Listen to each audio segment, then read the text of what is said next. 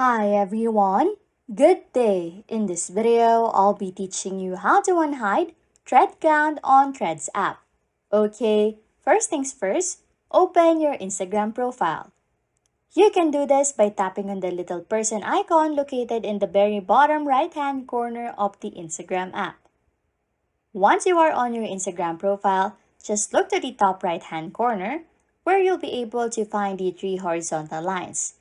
Just tap on these lines, and from the menu that appears, scroll down until you see Privacy. Tap then on Privacy to access your privacy settings.